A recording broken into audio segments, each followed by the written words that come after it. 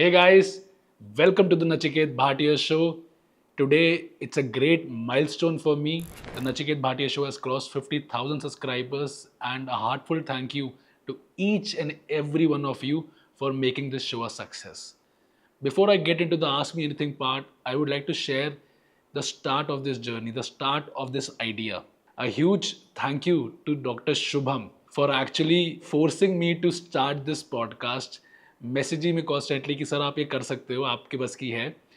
And then I got into this thing. When we started the podcast, the first we did some heart-to-heart session with Bhatia faculties. So it was just a studio, and we were just having casual conversations with them.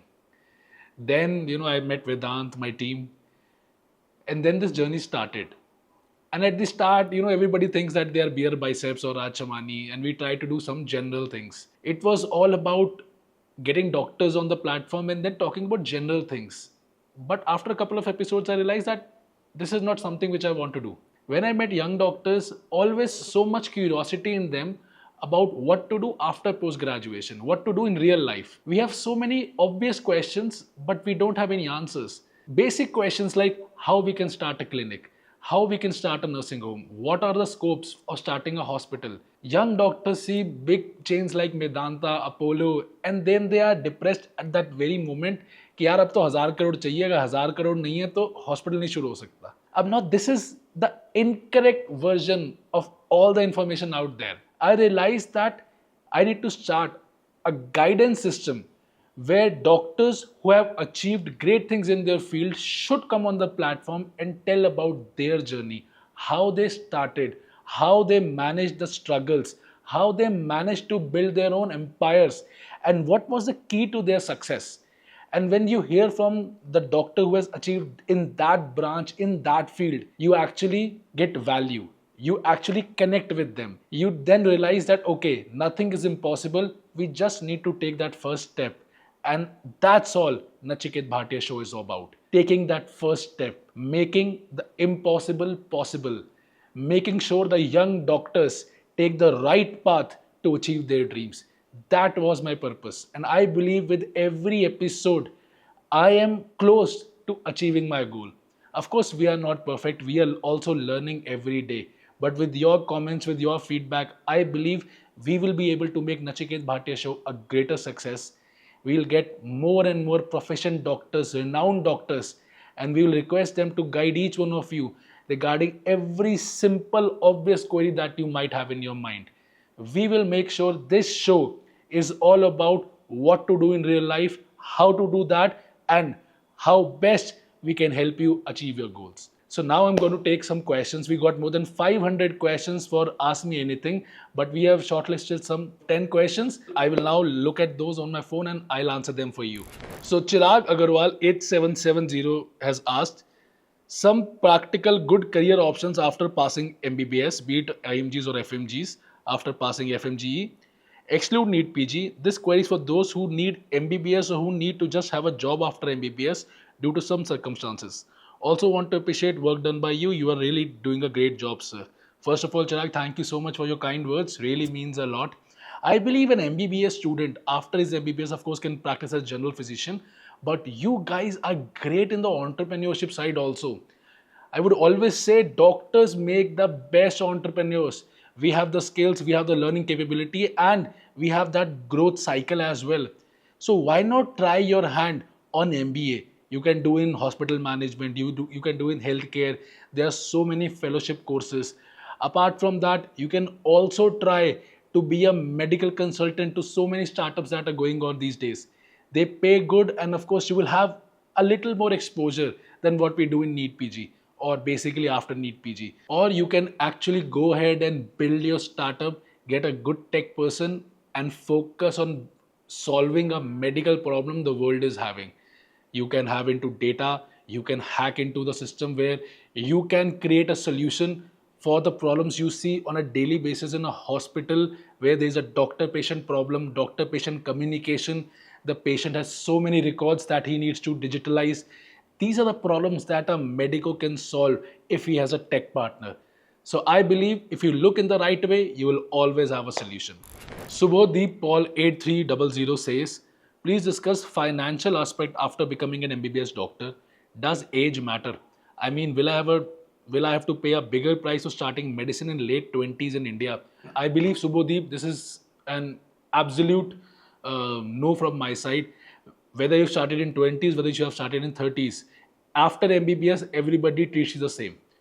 There is no discrepancy upon age, and as per the finance is required, we have done various podcasts on what every field can earn after MBBS, after MD, after 10 years after MD. So it is not an issue. You can go and watch those podcasts, and I believe the age factor, if you are concerned about that, age is not a problem. You will get it based upon your degree, you will get it based upon the time after the degree. As simple as that. AFF 786. Sir, I am an ICIC student with 80% in 12th. I have just completed 12th and I am confused whether I should prepare for NEET, do MBBS abroad, or explore other options with a good salary and scope beside MBBS. Please reply. So, AFF, first of all, I would say that being a doctor is one of the most honored professions in India. You can see a lot of negatives around being a doctor, but I can tell you after 10 years of being a postgrad, the respect a doctor can get, no other profession can get in our country. And I would say around the world. There is a proficiency when somebody says to you, Dr. Sahab aaye hain. And your chest will always rise in pride ki main Dr. Sahab hu yahan pe. So if you choose being into medical, I believe that's the right step. But do not come here just for the finance. You need to have a clear intention in your heart, a pure intention that you are here to serve people. You are here to serve humanity. You are here to treat and make sure your patients walk out of your clinic or hospital in the best condition possible. This is the pure intention you need to have in your heart. If you do not have that, I would recommend choose any other field. You can go for engineering, you can go for CA or any other thing. But being a doctor in itself is a great respect. And as for choosing MBBS abroad, now if you want to do in India or abroad, you need to have at least 50 percentile in NEET UG. So I would say that you should first put your 110% in making sure you crack NEET UG in the very first attempt with the highest rank. Taking that in India or taking that in MBBS abroad is based on your result. So forget the result, put your heart into it, and make sure when you give that exam, you have given your 200% effort. That's all that matters. Justin GLB 3159 has asked opinion on the future of only MBBS graduates who don't pursue masters. Can they survive independently without a PG degree or a corporate hospital job? My friend, my father has always said to me that if you have done an MBBS degree, you can never die of hunger. There will always be work. Forget corporates, forget everything. But if a doctor starts his own small clinic in, under a neem tree also, he will make money. Because the population that our country has and the shortage of doctors our country has, everything comes out that doctor will always have work. If you have the chance to go for a PG, it will always be an extra advantage. But if your circumstances do not allow you to go for PG, even then you will always have work. There's a huge demand of general practitioners in second, third tier cities of our country. If that's the scenario, you are not taking the wrong step. You have done MBBS, that's a degree in itself. You will always have work. Puneet 175, if you are a postgraduate one right now, what non-medical business would you start? How would you scale it to create a unicorn company within a decade? All right, a very interesting question. I would say that I find crypto very interesting. I have been, dabbling into crypto for last 6 months now, and I find it very interesting. But again, this is a very, very dynamic system. You need to be 110% involved to understand how the market is going up and how the market is going down. So if you are interested in creating something, crypto is there, deep tech is there, AI is there, and of course semiconductors. Now semiconductor is a big field, but something in AI, with of course being a medico AI system can be created, crypto can be dabbled with, stocks are always there, but I think crypto has a little bit edge over stocks. It's still a market which is like 10 years forward, 10 years down the future, and every investor is looking to invest in the future. So I believe if you want to start something new in a non-medical business, try something in crypto, can be huge. But how to get into a unicorn system? This is where deep research is required. You need to find a lacuna where people are not working, and you need to create a company in that lacuna so that that company can be looked upon as this is the future unicorn of our country. More interestingly, you need to have a great set of team with you. You need to have a team which understands how to work as a team. You need to have a team which has a common goal, and you need to have a team which can work 24/7 to make each one of your goals a success. If your team is not with you, I'm sorry, but you will never be able to become a unicorn. So find the right set of people and be the unicorn our country deserves. So next question is from Kuldeep Yadav Force. Sir, I'm about to start MBBS. Will I be able to tolerate the surgical field challenges? Please share the real experience. My friend Kuldeep, MBBS is about 5.5 years of an experience. You will be able to experience every branch that our medical world has to offer. While you are going that branch, you will be able to see what you can face and what you cannot. And this is how you choose your branch for post graduation. Every year will give you another experience. In that year, understand everything that branch has to offer, whether it's anatomy, whether it's pathology, whether it's surgery, ENT. You will go through the theory part, you will go through the practical part, the clinical part. Do not miss the clinics, because that is the crux of our whole medical world.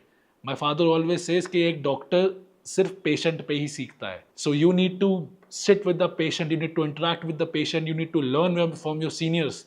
They will tell you the tips and tricks of the trade, and they will tell you what are the real challenges. What experience you can learn in the clinics is your real experience you will learn from. So focus on your MBBS, be the best, be the topper of your batch, and then think about whether you will take a surgical branch in the future or a medical branch. So the next question is from Kai Brian. To the average hardworking MBBS graduate general category, what if not NEET PG? An excellent question, Kai Brian. I would recommend going for these branches if you are not interested in NEET PG. You can of course try for USMLE or PLAB. You can try for UPSC. You can get into civil services. You can become a startup enthusiast, get into health tech. You can get into ed tech. You can start with being a medical coding guy. For startups, you can also try for medical legal services. You can try in pharma industry. You can become a health analyst. You can become a forensic autopsy guy. You can also do your MBA in healthcare and hospital management. There are several fields. You need to have the right intention. If you are a hardworking guy, as you say, then if you're running away from NEET PG because of all the scandals that are happening, I'm sorry, my friend, that's not the right reason. Choosing the unconventional path, which is not NEET UG and NEET PG, it also has its own struggles. The corporate sector is bloodthirsty, I'm telling you right now. The level of competition a corporate world has, it's a different game altogether. So go for the unconventional MBA or any other field only if you are tired of the medical world and you want to give something new a try. That's the sole reason. Do not run away from NEET PG just because of its problems and everything. Every field has its own problems.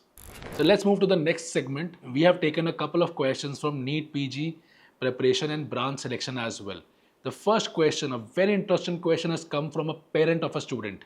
Murli Krishna 926. Hi, Dr. Nachiket Bhatia. I'm a parent of a third year MBBS student from Chennai. I watch all your podcasts, very informative and useful. Thank you so much, sir. I have some questions. Why do all toppers in NEET PG prefer radiodiagnosis, dermatology, and general medicine? Sir, I'll tell you something, and this is a rumor that has passed from generations now, that radiology is the branch that gets the most amount of money. This is a statement that we have heard from all the seniors. I can give you a general perception of mine why the toppers take radiology. The first explanation I believe is that a radiologist first has the most comfortable working hours when they are working as a JR. They have their own AC rooms, they have their limited patient interaction, and they have their limited working hours.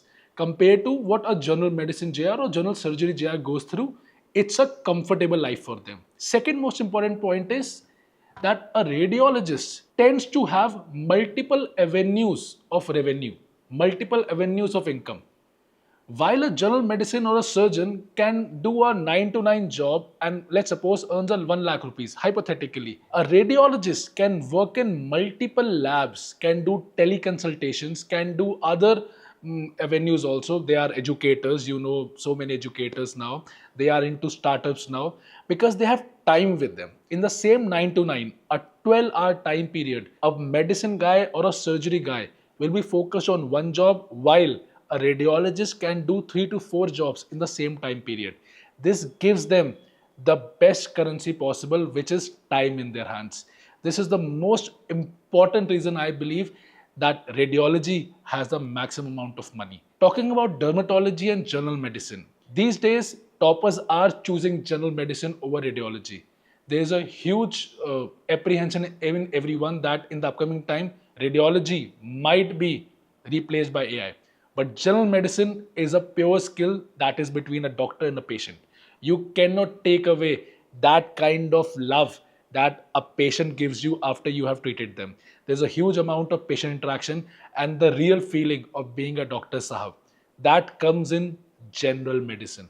Of course, it has its own issues. There was huge working hours, emergencies, the night duties, the huge amount of struggle, and these days you have to do DM after doing general medicine.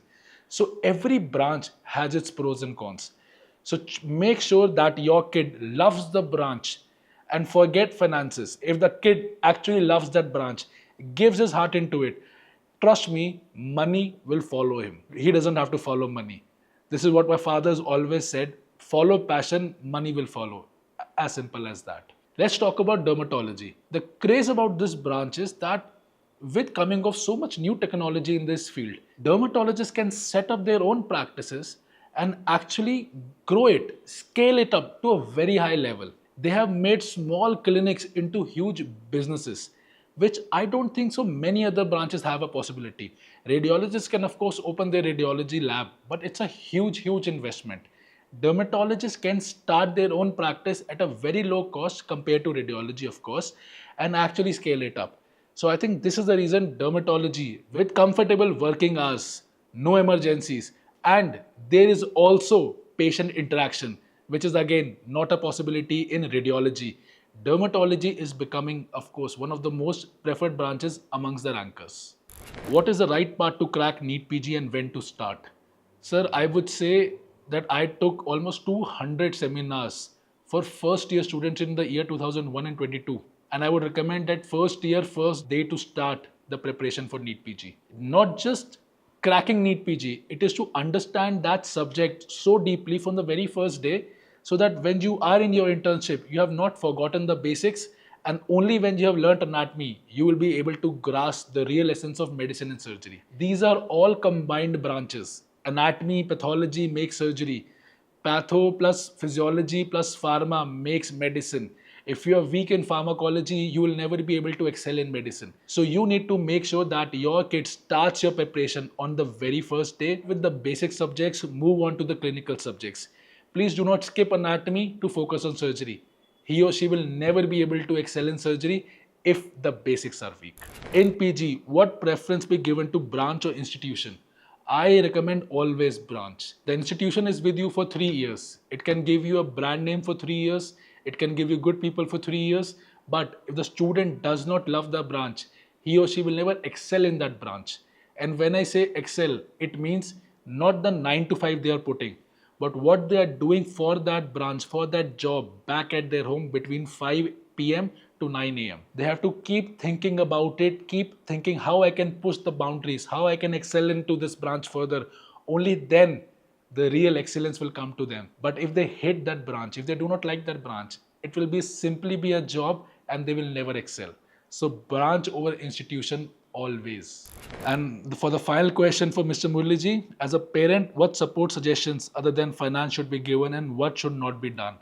I believe when the student enters the college, a parent, apart from just giving simple advices, how to live the life, how not to get into bad company, how to manage their finances, the parent should take a step back. It's the time when the student has to make their own decisions and actually earn the consequences as well. Till the time a student stumbles, he or she will never learn to get back up. And I've seen so many students who are only dependent on the parent for every small thing. I've never seen them actually excel. The people who had no backup, the people who were just alone in their journey, they managed to crack the NEET PG and get into some great colleges and today have some great jobs, because they knew that they have to take every responsibility for themselves.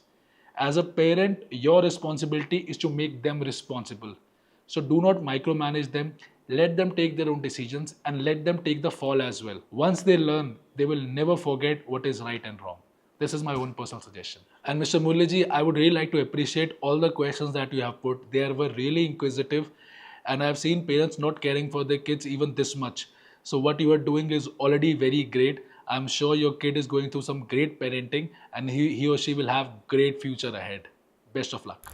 So let's move to the next question. Ma underscore Heen 56. Only 60 correct in GT, and every time recall is a problem. What to do? How to improve the revision? I can't remember. I would say the lack of MCQ practice is the basic problem for you guys. So what you can do is in the revision period, you have to do 60 to 80 MCQs daily. Whatever app you have, that's not a problem. 2 mock tests per week, and after that you have to watch 1 revision video daily. How to revise the grand test, that is the most important part. After every grand test, go through what questions you have marked wrong. Read the explanation carefully. If that explanation is not apt, then open your notes of the same topic and read that topic thoroughly again. Your assurance to yourself is that if a question comes from this topic again, I will not mark it wrong. In this way, by the time you reach the exam, you have gone through at least 20 to 30 mock tests, and you have covered 400 to 500 topics, which earlier you were weak in and now you are very strong. You have to go topic by topic and make yourself stronger every day. If you are not revising the grand test after attempting it, I'm sorry, you are on the wrong path. Final advice for you, do not mark on intuition. Minimal guesswork should be there. So many times, just to attempt 200 questions, you keep on marking after 100, A, and more or less it goes in the negative side. So if you do not know the answer, please skip it, save -1 and move to the next question. At the end, you will see that it will be more positive for you rather than negative. So try this and let me know. Let's move to the next question. Ridhima Chaudhary has asked, which PG branch is best for female doctors if one wants to make good money? Again, Ridhima, I'm going to repeat the simple advice. Forget money, focus on what you love. If you love even anatomy, you will be able to make huge amounts of money, but if you do not love surgery or OBGYN, you will never be able to excel. You have to understand that when you go for a job or when you start your own clinic, your branch has already so many competitors. You have to come out better than them to actually make sure that the patient comes to you. If you have opened your private clinic, look at the competition around you. Everybody has that MD. Somebody might have fellowship. Somebody might have great communication skill. You have to beat everyone to make sure your clinic is the best one. You have to put your heart and soul into it. So no branch is good enough if you do not love it, and no branch is bad if you love it. Even if you love anatomy, I'm telling you, I'm assuring you, you will be able to make great amount of money. But the only thing is, your heart needs to be into it. So if I say, of course, OBGYN is one of the best branches for a female. Other than that, today I would say every branch is open for female. There is no branch now where we can say that this is a male-dominated branch or a female-dominated branch. People are excelling everywhere. Make sure you have the right intention. So let's move to the next section. So Dr. Basu asked me a personal question, a business turnaround question. I think I've already told this story multiple times, but I think I can do that again. It's a very nostalgic feeling for me, and this gives me a good time to go through my own struggle phase. So Dr. Basu has asked, brief us through the phase when DBMCA was down and how you revived the business. So I'll take you back to 2017 for this. So in 17, I think Bhatia was one of the most lowest stages possible. You know, the empire was like spread around. Our franchisees were leaving us, centers were closing down like crazy, and negative reviews of the institute. Can you imagine, for 7 to 8 years of my career in Bhatia, I did not even see a single good review. Anybody actually praising. It was all negative, everybody cussing us, everybody abusing on social media. Because to be very frank, the problems were increasing day by day. The students were not happy, the things were just going haywire for me. And I was a very young guy, I was what, 24, 25? And to understand a 20-year-old legacy business, it took time. First 7 to 8 years, I started my career in Bhatia in 2013. Until 2018 and 19, I would say I was just trying to extinguish fires all around. I was one problem I solved, the second problem would come up, third problem I solved, fourth would come up. It was just crazy. In 2018, I realized that, EdTech was coming up, Maro was there, prep had started, people were doing something new, but we were stuck in our own old ways. And to be very frank, I was also a very dumb, skillless guy. I did not have any skills. This is why I am a huge fan of people with skills rather than degree. I just had my degree and no skills to run. So I tried my hands on what we call normally e-Gurukul phase 0. We talk to people, we ask them to make an app for us कि बहुत सी app बना दो एक, and the app was complete flop. In 2019, this 2018 was phase was there. We launched the app and everything. It was a complete flop. Hardly 3 to 4 faculties turned up with us, and for them it was again a horrendous journey. Complete fault of ours. In 2019, I realized this fact because I read a lot of books, watched a lot of YouTube videos, and to understand that okay, where am I going wrong? The whole aspect came to me that okay, I do not have any kind of skills. If I have to lead the company, I have to lead the company with skills, not just a degree. I have to be good at one skill where I can take the company forward through that skill. And for that purpose, I did I would say a 4-month digital marketing course from Skill Circle CP. And I'll tell you that the guy was also very good who taught me. So in those 4 months, I learned everything that was possible with digital marketing because that was the upcoming fad, upcoming skill. And I knew if I could power it, I think marketing could become my forte. Again, I went through a lot of tech courses also to understand how an app is made, how HR courses where how the teams are made, finance courses, how to manage the finances. Before that, I was just relying on my team. And of course, when they do not have a leader, they tend to do many things. You can understand what I'm trying to say. So before that, every team was doing what they had in their mind. The company was not a collective unit. 2019 was a time when I put everything I had to get everybody together, to make people happy, to make them stay with Bhatia. And I realized that Bhatia is nothing if people are not there. People make the company does not make the people. I had to put every ego that I had, that okay, I'm Dr. Bhatia's son, and I had to become the worker which people needed. I became that worker. I became the marketing guy for them. I became the sales guy for them. I realized I have to get onto the ground. I did almost 100 seminars in 2019 only, I'll tell you. And I replicated that in 2021, 22, 23. Almost 100 to 150 seminars. I went to college by college. I made connections with people. I connected with the student, the main audience, the main clients of our app, of our institute, to understand what Bhatia was doing wrong and what we could do. I shifted my name from the CEO of the company to the customer care officer of the company because that was the whole job. Our academics was solid. The faculties had put their heart and soul into it. Our center managers were working hard daily. The only thing that I could do, that I could add, was to make sure to give this feeling to every student that if they join Bhatia, they would get the best service. They would have the number of the owner. I gave every student my own personal number, that if you have any problem, directly get in touch with me, and it is my job to solve your problem. I simply solved this loop, and it took me 8 to 9 years to do that. So it has been a long haul journey full of struggles, and every time I go back, I realize how dumb I was, and I'm a little less dumb right now, but again, there's a huge journey forward. But I think with that, we launched eGurukul in 2020. The digital marketing course I had done myself was one of the main reasons I could handle the team myself. I could lead the team in front. When the complete edtech is run through digital marketing only, that one skill saved my company. The rest of the skills were, of course, made me a good person to manage the teams around. But I think I'll give all the credit to that one skill of digital marketing.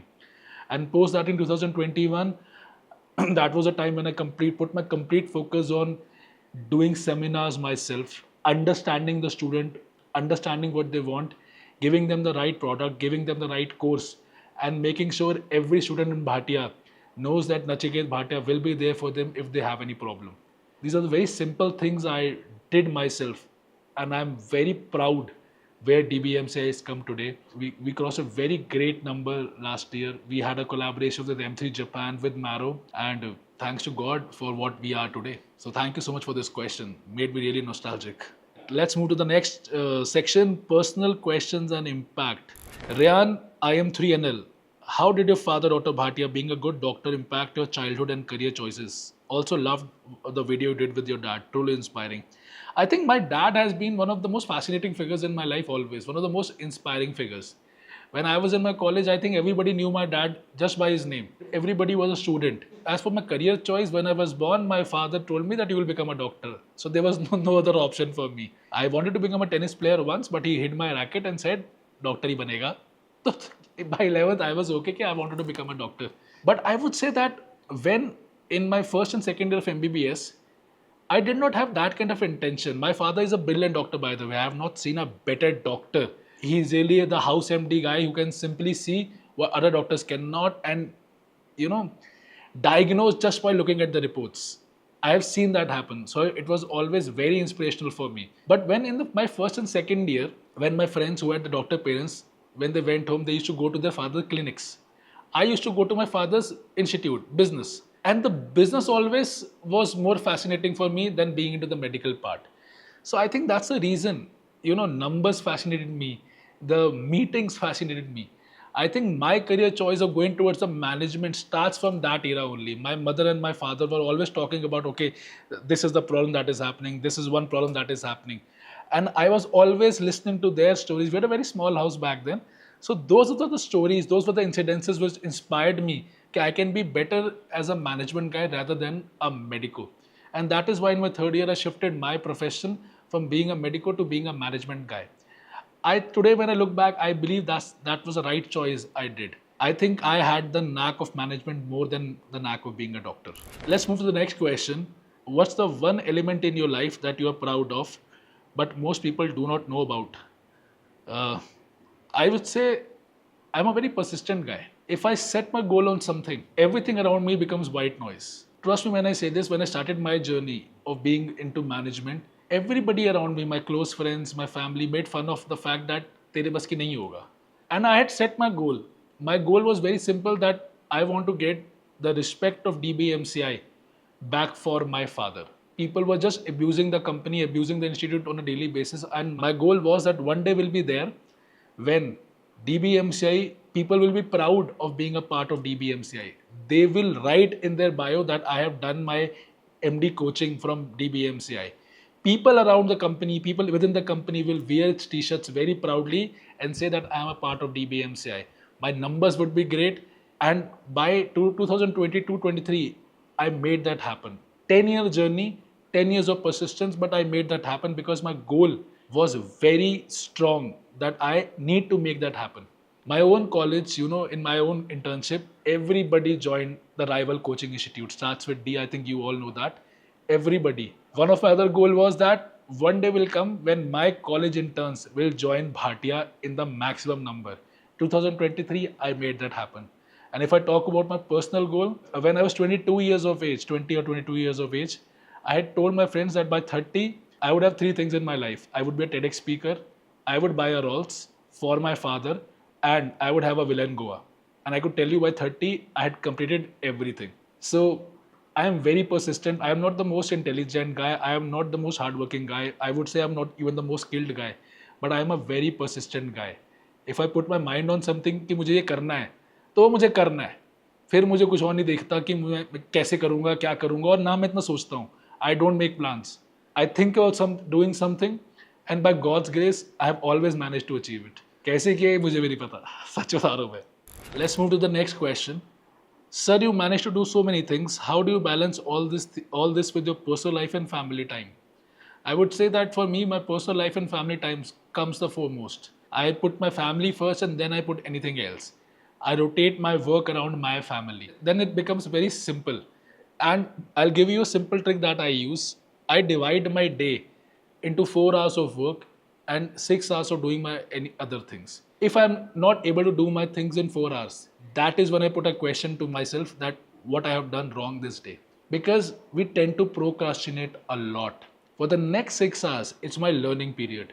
I read books, I watch YouTube videos, I talk to people, and I try to learn as much as possible. But I know the real working 4 hours are my most efficient hours of the days.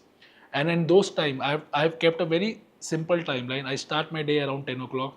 By 2 o'clock, I am free from a major chunk of my work. In the next 4 hours is what I call the communication part of my day. But in the first 4 hours, I do not take any calls. If these two timelines get into one, this is where the day messes up. You have to segregate your day accordingly. What is important to you, what is important for your work, and what is important for your mind. Divide your day like this, and you can manage everything. Let's move to the next question. Tripti333 has asked, your journey looks very inspiring from outside, but was there ever a moment where you generally thought you might fail or wanted to quit everything? I would say that moment came every day before 2020. Every day I'll tell you I wanted to quit. Every day I wanted to say just leave everything and go somewhere else. Because the pressure was so much. I'll tell you that I was a daily drinker back then. Because the problems were so much that when I was sleeping, I could not even sleep even for 2 hours. My mind was just into an overthinking drive every day. And I was a heavy drinker. After 2020, when I managed to get hold of the company again, that was when my real growth happened. Before that, every day, I'll tell you, was literally hell. Whether it's inspiring or not, every entrepreneur goes through that. In the starting period, you do not know how the next day is going to come.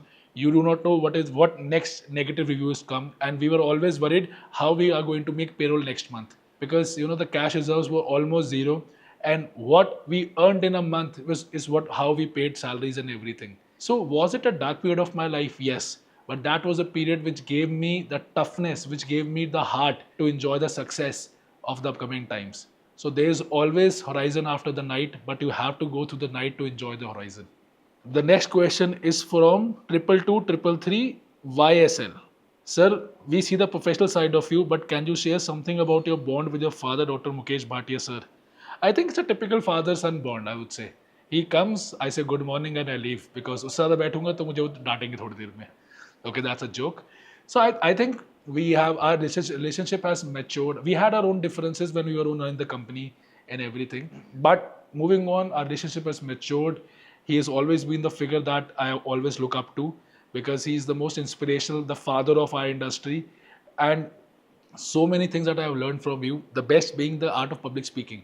Even today, if he stands up, he can capture a room within a second. He knows how to give out punches. He knows how to put out shairis. And I still remember the day when I was mesmerized. So I was in a demo lecture. It was happening in my own college, and all our seniors. I was in second year. All the senior batches were sitting. I was just there as his assistant there, and he asked a very simple question. The whole class, took his put his hand up, and he asked them, "Ki this is the answer, right?" Everybody said yes, and then he said, "No, this is not the answer. The latest book of Harrison says this is the answer." It was basically a very simple question. I'm not able to remember that, and that was when I realized that how a simple question can change the dynamic of public speaking. The whole class was sitting like this, basically came forward, ki okay, this speaker has something to offer which nobody else can. So I have seen him being one of the best public speakers around. I have seen him how he captures the audience. I have seen him how he teaches. And everywhere I go, I think there has not been a single time when we have went to a hospital and even the senior members of that department have not come and touch his feet, because that's the aura that he has, that's the legacy that he has. And of course, I'm not even 1% of what he is, but one day I do believe that I will be able to match 2% of what he has done in his life. So that's what my relationship with my dad is. The next question has come from Rohit222. What does success mean to you personally now?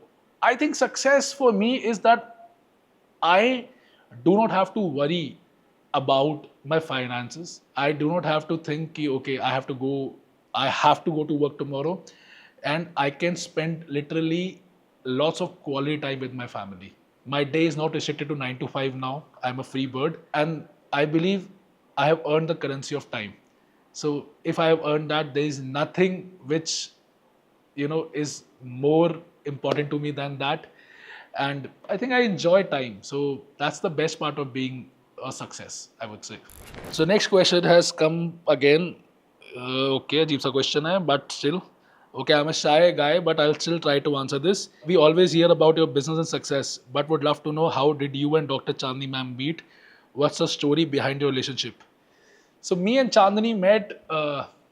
She was in Rishikesh. She has done her dentistry. She has done a BDS firm, Seema Dental in Rishikesh. I was in Meerut, and we met in a party where we talked about how Meerut and Rishikesh are linked, same way, same route.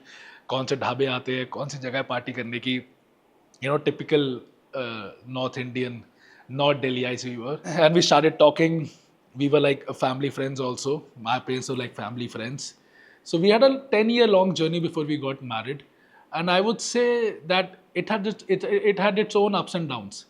We fought, we patched up, fought again, broke up like 10 times in the middle, repatched up 10 times, said lots of lies to our parents that okay हम लोग आज hostel study करके रुक रहे हैं Saturday Sunday while we were on a trip. So that was a typical story that we had. And over the time, she became a part of the family. And when we got married in 2022, I did not even think that, okay, this girl is a new part of the family. Because our parents knew each other, my mother loved her. And together we became one. So if I look back, it has been a very simple journey for us.